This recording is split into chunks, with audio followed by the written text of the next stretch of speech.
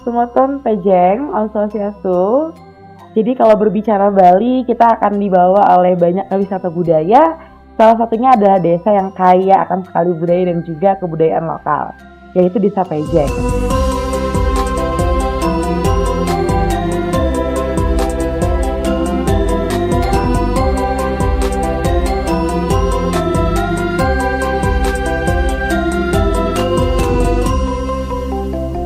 Ya, jadi di sini sudah hadir bersama kita salah satu perempuan tangguh, ada Ibu Sri, yang juga nama lengkapnya Ibu siapa, Bu? Saya Niketut Sri Umayanti. Bu Sri, sering dipanggil sebagai Bu Juru Sri. Bu Juru Sri, seperti itu. Nah, tadi kan proses Ibu menemukan program ini, melaksanakan program ini ya, seperti itu. Nah, itu awalnya seperti apa sih, Bu? Kenapa tiba-tiba, apakah Ibu melihat banyak sampah atau tidak terkelolanya sampah atau seperti apa? Sebenarnya niat saya melakukan ini hanya untuk diri sendiri, mengurangi plastik. Karena waktu itu gaungnya udah keren banget di 2018. Tetapi di 2019 saya mulai melakukannya, mengurangi plastik. Ketika berbelanja, plastik banyak sekali di rumah, numpuknya terus, tetapi tidak terkelola dengan baik. Iya, betul. Iya. Jadi dari iming-iming di medsos, pemberitaan, jadi saya tertarik kenapa kita tidak mengurangi plastik ya. Jadi apapun yang diberikan media, berarti kita harus melakukannya gitu intinya. Saya coba melakukannya sendiri. Ternyata ketika mengurangi plastik, lumayan juga kita mengurangi sampah gitu intinya awal. Kemudian di Pejeng ini ada pergerakan yang istilahnya ibu-ibu tertarik juga untuk melakukan hal yang sama dengan saya. Kemudian kami izin dengan Bapak Kepala Desa, yang waktu itu Bapak Cokorde Pemayun, Cokorde Agung ya. Kalau yang sering di sini dipanggil Pak Cok Agung gitu. Ya. Dari Pura ya biasanya. Iya, jadi dari Puri. Puri. Puri. Jadi beliau yang kita ajak ngobrol nih sama ibu-ibu PKK bahwa kita bakal melakukan pergerakan pengelolaan sampah di Pejeng. Karena paradigma yang lama itu kita pasti angkut buang ya. Kadang-kadang sampah kita diangkut 1 minggu, 2 minggu, sampai membusuk. Jadi kita nggak tahu bagaimana cara mengelola sampah yang baik. Kemudian Bapak Agung ini memberikan kesempatan kepada kami, silakan kumpulkan orang untuk masing-masing banjar. Nah kalau di sini kita ada banjarnya 6. Banjar. Ya, jadi masing-masing banjar diberikan kesempatan kepada 6 ibu-ibu PKK untuk bergabung bersama kami untuk menjadi kader kebersihan namanya saat itu. Kader kebersihan saat itu ya. Ya, jadi akhirnya kami dikumpulkan, kemudian di BIMTEK. BIMTEKnya juga ala-ala kami, seadanya. Iya. Mungkin seadanya. Ya karena dulu saya juga biasa membimtek orang. Karena dulu saya di pemadam kebakaran juga biasa bergerak di pasukan gitu. Jadi ibu-ibu ini dikumpulkan, kemudian kami diajak bergerak di mana di Pejeng ini ada sebuah bangunan yang sudah terbangun, tetapi belum melakukan apa-apa aktivitas di bawahnya gitu. Ternyata saya tanya itu adalah TPS. Oh, iya, TPS ternyata. Seperti itu. Apakah sempat banyak tumpukan sampah, Ibu? Iya, dulu ini di areal ini, jalan yang kita lalui di depan TPS di depan ini, TPS itu adalah dulu namanya kalau orang Bali namanya Pangkung Mati ya. Pangkung Mati. Yang nggak dialiri air. Oh iya. Jadi itu dulu sebagai tempat pembuangan sampah dari beberapa daerah yang ada di sekitar kita, di sekitar Tapak Ciring ini. Jadi itu diuruk sampai sejauh di ujung perbatasan. Dan isinya sampah semua, Ibu? Sampah semua. Bagaimana perasaan Ibu ketika pertama kali melihat, wah ini semuanya sampah? Itu gimana, Bu? Nggak nyangka. Nggak nyangka ya? Nggak nyangka, karena yang awal saya melakukan pengangkutan sampah yang membuangnya ke belakang, itu nggak ada tumpukan yang itu. Karena kami melewati jalan yang tidak ada tumpukan sampahnya. Ternyata di bagian utara, di ada bangunan TPS itu, ternyata depannya itu adalah hamparan plastik yang luar biasa. Oh, ngeri. Pernah lihat nggak plastik yang terhampar, kemudian putih? Iya, pernah. Jadi kalau di Jawa-Jawa itu kan ada gunung-gunung sampah ya, kalau di TPA tapi seperti itu. Nah, setelah melihat itu, Bu, apa gerakan yang langsung dilakukan? Apakah teman-teman Ibu langsung, oh kita mengurai ini semua atau seperti apa? Tidak, kami bengong di situ. Bengong. Ternyata salah satu sudut desa kita ada hal yang sama dengan mungkin daerah lain yang ada seperti kita ini keadaannya. Kami hanya bisa bilang, ayo kita lakukan sesuatu. Kemudian kami mulai bergerak. Mulai bergerak berbenah, terus Iya. sampahnya Sampahnya tidak bisa diapa-apain lagi karena itu sudah tertumpuk dengan batu-batu, dengan rumput-rumput ada, tapi tetap kelihatan putihnya. Ya, tetap ada kelihatan Iya, tumpukannya gitu. iya, tetap kelihatan. Plastik itu nggak bisa habis. Ya. Itu udah beberapa tahun, mungkin puluhan tahun itu masih tetap aja berkibar kalau ditiup angin. Betul. Berapa lama tuh Bu proses berbenahnya kelompok ibu gitu kan untuk istilahnya merapikan, kemudian mengurai mereka atau memindahkan, itu berapa lama? Kami terbentuknya di Desember 28 Desember 2019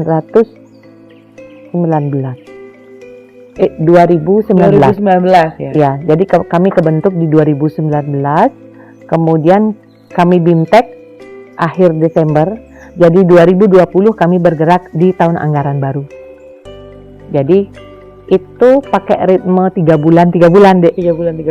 Jadi 3 bulan kami bergerak di masyarakat, edukasi langsung, sosialisasi di Banjar. Jadi kami terjun dengan tim dari desa, sosialisasi di masing-masing PKK. Saya mencari PKK karena kalau ibu-ibu itu lebih seru kalau diajak ngomongin sampah. Iya, betul. Iya. Jadi PKK 6 Banjar selesai, kemudian kami edukasi langsung ke rumah-rumah. Saat sosialisasi kami adakan perjanjian bahwa kami akan hadir di rumah masyarakat untuk melakukan pendataan. Kemudian terdata semuanya, di 3 bulan pertama kami angkut sampah. 6 bulan semuanya sampah udah kepilah. Jadi pemilahan itu dilakukan di 3 bulan kedua. Jadi selama 6 bulan itu sudah ada sampah bersih masuk ke TPS 3R.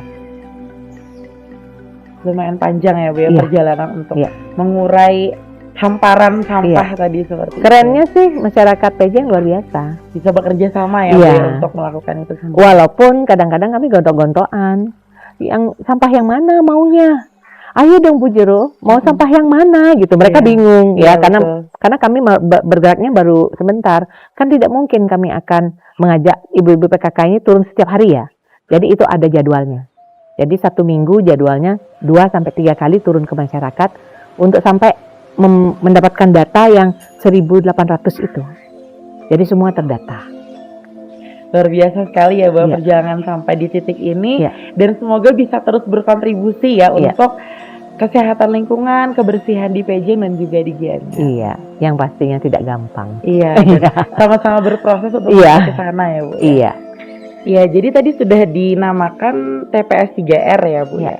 Mungkin boleh diceritakan proses kalau misalnya dari sampah di rumah sampai ke TPS 3R itu seperti apa kira-kira? Oh ya, kita mulai dari pengangkutan ya, Dik ya.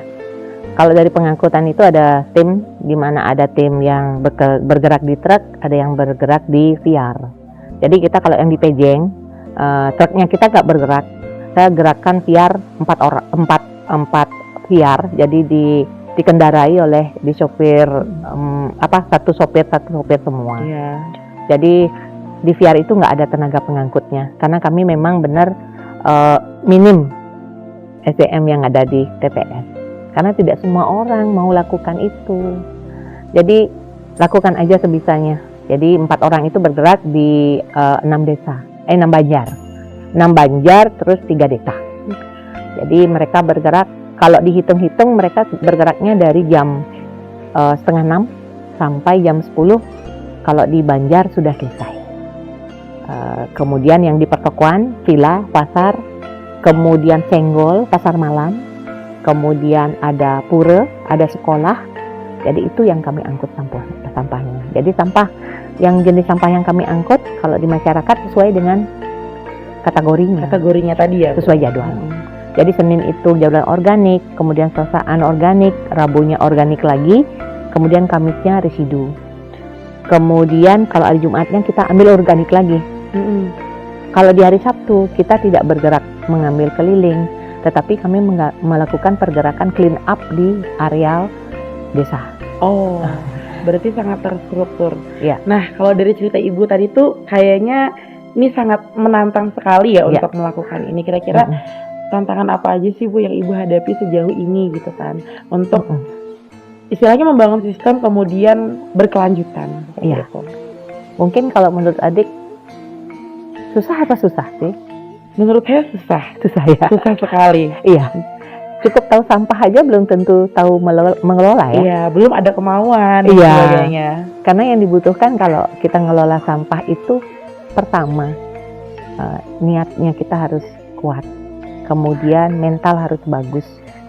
Kemudian kita harus ikhlas. Itu modalnya kecil tapi besar nilainya ya. Karena kalau kita kecapean dikit aja udah ngeluh kan Iya, gitu ya. betul banget. Nah, itu yang saya tanamkan di tenaga-tenaga yang ada, bahwa dasar kita adalah istilahnya ikhlas.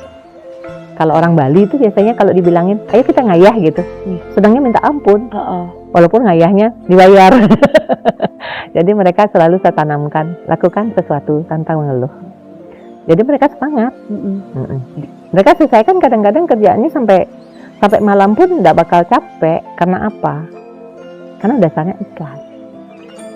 Dari perjalanan yang sangat menantang ini, luar biasa ini, Ibu pernah merasa capek nggak sih Bu untuk kenapa harus aku yang melakukan ini, atau kenapa harus saya yang menginisiasi program ini, seperti apakah ada rasa lelah dan rasa ingin menyerah seperti itu?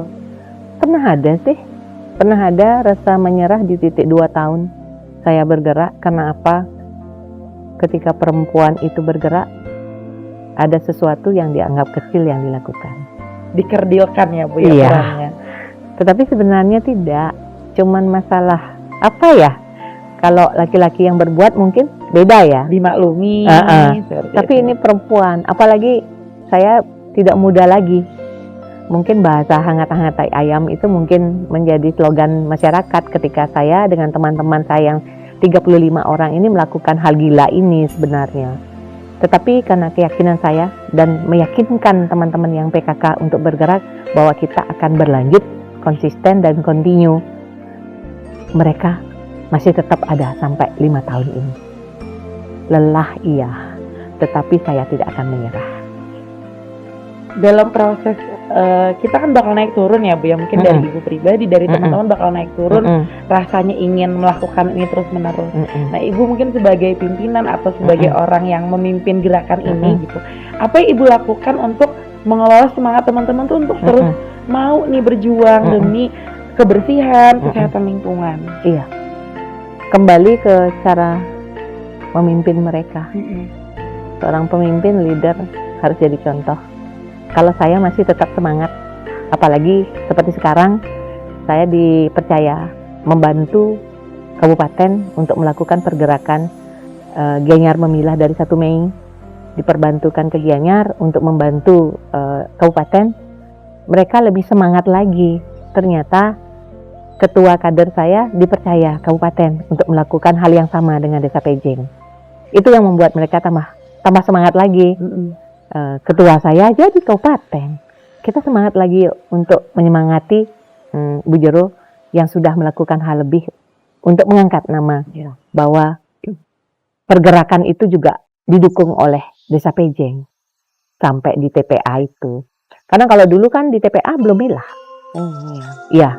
Kalau sekarang di TPA itu sudah seperti kita, sudah memilah di mana diletakkan organik, di mana tempatnya anorganik, dan di mana ditempatkan residu, sama seperti yang dilakukan oleh TPS 3R. Jadi dari hulu ke hilirnya sudah sealur, searah. Ya. Luar biasa banget ya Bu ya. Jadi dari perjalanan panjang tadi, pasti kan banyak banget ya Bu ya hal-hal yang istilahnya membuat kita jadi berada di titik terendah atau tadi yang seperti ingin menyerah. Itu di bagian mana sih Bu kayak yang membuat Ibu merasa, oh ini kayaknya aku lelah banget ya di titik ini? Misalnya apakah karena ada beberapa kelompok yang tidak sejalan dengan pemikiran, atau dari tim, atau dari masyarakat? Mungkin ada Ibu? Mungkin negative thinking dari masyarakat. Karena masyarakat tidak paham bagaimana lelahnya kita bergerak di pengelolaan sampah, tetapi masyarakat selalu berpikir bahwa mereka membayar retribusi, itu masalah sudah selesai. Padahal kalau dipikir dari sebuah perjalanan pengangkutan sampah itu dari pagi sampai malam, mungkin kalau perhitungan dari retribusi yang dibayarkan mungkin tidak nyampe ya. Ada titik lelahnya menyampaikan apa? Menyampaikan sebuah pengertian bahwa ayo pahami kami. Ayo rasakan bagaimana kami bergerak di lapangan. Jangan hanya bisa protes tanpa paham proses kami. Jadi itu yang saya rasakan sehingga ada titik down dalam hati. Udahlah ya, saya lakukan sampai sini aja. Kerjaan lain masih nunggu gitu ya. Tapi melihat senyumnya ibu-ibu kader yang kalau di Pejeng ini namanya Ibu Laskar Pertiwi. Laskar Pertiwi ya. Ya. Karena kami menganggap kami garda terdepan untuk melakukan pengelolaan sampah sampai di titik sumber itu. Jadi semangat kami seperti Laskar, pantang menyerah. Jadi itu yang membuat saya tetap bertahan di sini dan harus merasa sehat, bahagia untuk bersama-sama melakukan pergerakan selangkah demi selangkah sampai di titik tujuan. Itu sebenarnya. Mudah-mudahan diberkati ya. Iya, semoga program ini dan TPS 3R juga terus berkontribusi dalam kesehatan lingkungan di wilayah Pejeng atau yang lebih luas di Gianyar. Iya. Gitu. Kalau di Gianyar sekarang sudah ada 64 TPS 3R yang sama seperti kami. Luar biasa banget ya Bu. Iya. Jadi itu sebenarnya modal dasar di mana pengelolaan sampah yang dilakukan mungkin sesekup kabupaten. Awalnya memang dari sumber. Di mana sumbernya? Di desa. Di mana sumbernya? Di rumah tangga. Ini selesaikan dulu. Kalau di sini tidak selesai, sekup sampai di pengelolaan akhir di TPA tidak akan terjadi. Jadi kalau mungkin titip sampah istilahnya ya, di TPS itu dikelola dulu, nanti sampai di TPA sudah beres. Nggak ada lagi pengelolaan di situ, karena di sana TPA adalah tempat pemrosesan akhir. Nggak ada lagi proses ulang di situ, kalau bisa ya. Kemudian kalau organik, kalau di Gianyar ini mulai berkembang semacam tebe modern, di mana di masing-masing rumah tangga sudah membuat semacam tempat penampungan kompos seperti meja. Ya, lebih modern lagi. Jadi organik yang dihasilkan di rumah tangga itu ditimbun di situ. Ya. Seperti lubang resapan jadinya ya Bu ya. Kalau yang paling kecil mungkin biopori ya. Ya, biopori. Kemudian kalau yang lebih gede lagi rata namanya sepiteng. Oh ya. Yang ada mejanya itu namanya tebe modern. Jadi lebih gampangnya kalau masyarakat mengingatnya seperti itu. Iya, bentuknya tadi. Iya. Jadi kalau bilang biopori mereka ngerti. Oh, sepiteng, oh ngerti. Oh, bilang tebe modern, mereka paham. Jadi itu yang sudah dikenal di masyarakat Gianyar. Mungkin di Bali sekarang sudah berkembang lewat pergerakan padasnya. Jadi sampah organik kita udah dikelola pelan-pelan sih. Karena memang organik orang Bali kan banyak. Banyak ya Bu ya. Banyak dari upacara. Kegiatan ada. Berapa persen tuh Bu kira-kira persentase sampah organiknya kira-kira? Kalau hitungan 100% ada di 70. Lumayan besar ya Bu ya. Iya. Jadi potensial banget ketika itu bisa diproduksi jadi kompos dan sebagainya. Cuman masalahnya gini. Kalau setelah jadi kompos diapain? Itu yang kami juga kadang-kadang bingung. Ini setelah jadi kompos mau dibawa kemana? Karena proses ini juga butuh meyakinkan bagi orang yang akan menggunakan, terutama kalau digelontorkan ke sawah. Ya, sebagian besar masyarakat yang bekerja di sawah belum berani melakukan dengan benar-benar pure organik. Ya, masih menggunakan kimia itu lebih gampang.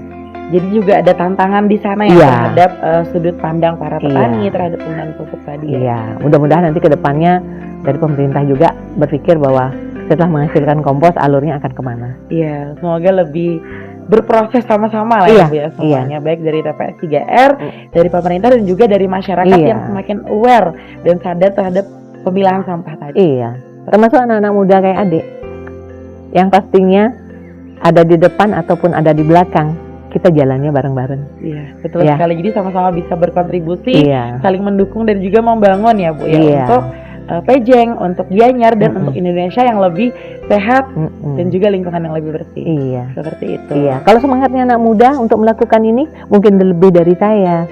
Ya, umur 50 tahun tapi mudah-mudahan semangat saya seperti semangatnya anak muda. Semangat 20 tahun. Iya, luar biasa sekali.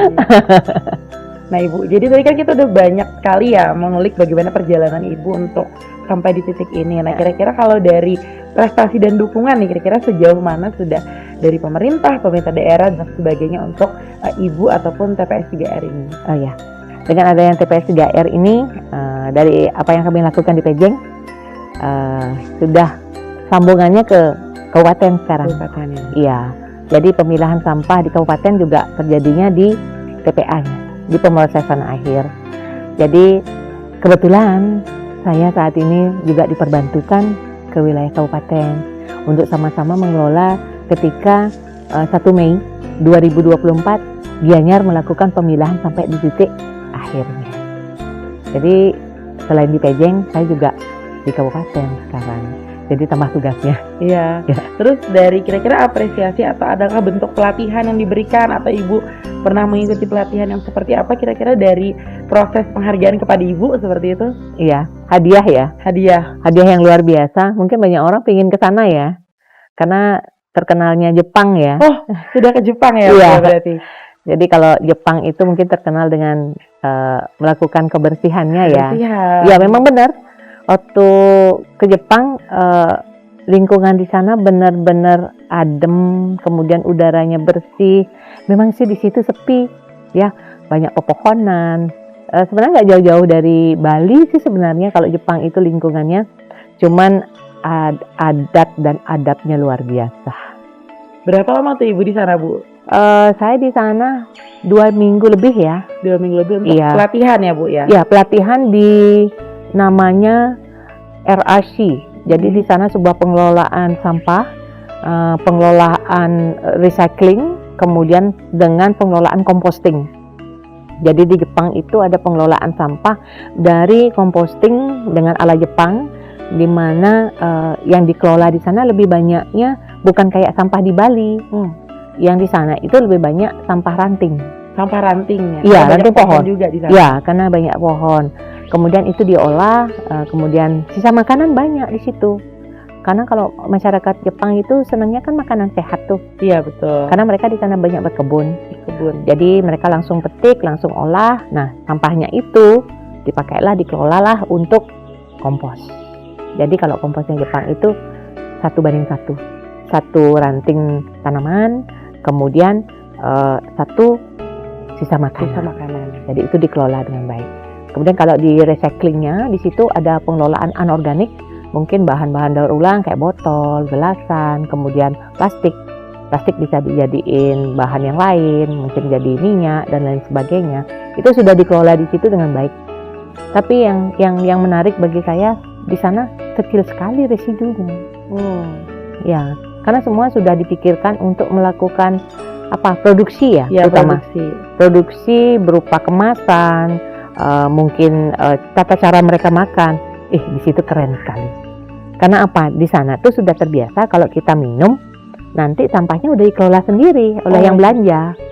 Jadi misalnya adik beli es nih, tempat esnya udah ada, kita tuang, gelasnya kita cuci, kemudian tempat sampahnya jadinya bersih. Nggak kayak kita jadi nggak yang belepotan dan sebagainya ya, Bu ya? Enggak, jadi udah ada tempat berbenah mandiri namanya. Jadi apapun yang kita lakukan termasuk makan deh, kita bawa nampan, kita nanti sisa makannya ada tempatnya, kemudian piringnya juga kita cuci, nanti kalau sudah bersih kita taruh di tempatnya lagi. Jadi itu sebuah pola pendidikan yang luar biasa bagi saya. Jadi dari mengadopsi pelatihan di Sarawak dari kompos tadi dan ibu bawa ke sini di TPS 3R ya? Iya. Dari pendampingan yang saya dapatkan, yang saya dampingi beberapa desa. Jadi di desa itu juga sudah dikembangkan sistem Osaki. Cuman kita karena di Gianyar belum ada permesinan ya, terutama karena kami kalau di TPA itu masih berproses. Mudah-mudahan ke depannya ada yang mau berkontribusi dengan itu. Jadi bisa mendukung produktivitas yang lebih baik ya? Iya, jadi biar lebih keren seperti Jepang. Jadi memanfaatkan teknologi lebih optimal. Iya. Gitu. Nah, kira-kira untuk kesan dan juga pesannya untuk masyarakat yang punya TPS 3R, untuk mungkin di wilayah Pejeng ataupun di wilayah Gianyar mungkin, Ibu? Kalau kita berbicara dengan TPS 3R, satu kesalahan yang sering terjadi ini Dek ya. Kalau secara mendasarnya kan 1, sampah organik yang ada dikelola menjadi kompos. Kemudian 2, sampah yang anorganik, daur ulang. Itu masih bisa dilakukan pengelolaan dengan bank sampah ataupun kita kumpulkan dibawa ke TPA. Di sana masih ada BSI yang akan nampung. Residunya juga sudah ada pengelolaannya di TPA juga di landfill. Kalau 3 sampah ini dibagi menjadi 2, organik dan anorganik. Kalau anorganik berarti 2 ini digabung jadi 1. Iya. Kalau menurut Adik susah nggak nanti mengkategorikannya? Susah. Nah, jadi secara mendasar pemilahan sampah lakukan 3 ini Iya. biar gampang mengelolanya. Bukan berarti menyusahkan masyarakat. Iya, betul. Kita membuat masyarakat semakin pintar, pengetahuannya bertambah, dan pengelolaan sampah dilakukan dengan baik dan benar. Jadi dimanapun TPS itu dibangun, jangan sampai salah pemilahannya. 3 dasar ini. Kalau 3 ini sudah ada, TPS-nya akan berkembang dengan baik. Jadi prinsip hidup saya, niat baik, dilakukan baik, hasilnya akan baik. Yang itu Iya, pastinya. betul, setuju banget. Jadi izin dari anak-anak, izin dari suami itu sangat mendukung pergerakan saya yang membawa saya percaya untuk melakukan hal yang saya anggap baik untuk banyak orang. Dan itu tidak bisa dilakukan oleh banyak orang juga. Kalaupun mereka mau, mungkin mereka tidak tahu. Tapi kalaupun mereka sudah tahu, mereka tidak punya kesempatan untuk melakukan. Jadi bagi saya perempuan bisa melakukan, asalkan punya mental dan niat yang kuat untuk melakukan hal yang lebih untuk banyak orang. Jadi jangan menyerah gitu intinya. Banyak tantangan, iya. Dicaci maki, iya. Dianggap melakukan hal yang bodoh, iya. Jadi banyak sekali persepsi masyarakat mengatakan bahwa pergerakan pengelolaan sampah itu hal yang hanya hangat-hangat teh ayam. Iya. Mungkin Adik pernah dengarkan itu kan? Iya, pernah dengar istilah itu, Ibu. Iya. Tetapi kalau bagi saya, apa yang dikatakan masyarakat tentang hangat-hangat teh ayam, kita harus berpikir melalui logika lagi. Apakah sampah itu hangat-hangat teh ayam? Kan tidak kan? Iya, Setiap hari kita menghasilkan sampah. Betul. Jadi kalau sampah tidak dikelola, mau dikemanain itu? Iya, betul sekali, Ibu. Luar biasa banget ya, Bu ya. Jadi memang perempuan kadang suka mendapatkan stigma, apalagi ketika terjun di ranah-ranah yang tidak selalu kita temukan pada hal-hal umum seperti itu. Tapi Ibu mampu untuk melalui itu kemudian menginspirasi sebanyak ini. Nah, kita lanjut lagi ya, Bu ya. Jadi karena Ibu istilahnya di sini adalah bagian inisiator juga yang dari Desa Pejeng kemudian sudah seluas Gianyar begitu kan kontribusinya. Kira-kira apa sih pesan yang mau Ibu sampaikan untuk generasi muda agar juga bisa berkontribusi atau mendukung atau sejalan dengan program pengelolaan sampah ini, khususnya di Pejeng atau lebih luas di Gianyar? Iya. Sebagai orang tua, saya berpikir umur akan tetap bertambah. Tapi ketika saya nanti ada di depan, ikuti saya dengan langkah yang pasti. Tetapi kalian kalau ada di depan, tunjukkan arah yang benar. Itu kalau menurut saya. Biar tidak ada pengelolaan sampah yang terhenti hanya karena alasan tidak mau. Teman-teman boleh tepuk tangan dulu buat Ibu semuanya. Baik, ini sedikit pertanyaan terakhir ya Ibu ya. Seandainya Ibu bisa kembali ke masa lalu mungkin 10 atau 20 tahun yang lalu begitu kan, apakah jalan ini tetap akan Ibu pilih untuk membersamai Pejeng dalam mengelola sampah atau untuk menginspirasi kita, apakah tetap Ibu pilih jalan seperti itu? Kurang tahu ya, karena dulu saya jadi pemadam kebakaran nggak pernah terpikir. Ada cerita lain juga nih kata Ibu, jadi sebelum kesini sudah memang mengabdikan diri juga di kemasyarakatan juga. Iya, saya dulu mengabdi di pemadam kebakaran Denpasar yang tahun 1992. Wah. Saya sudah jadi pemadam. Jadi saat itu saya nggak pernah berpikir bahwa saya akan ada di bidang ini sekarang. Karena yang saya tahu dulu saya bekerja hanya untuk mencari uang, untuk melanjutkan hidup dan melanjutkan cita-cita saya.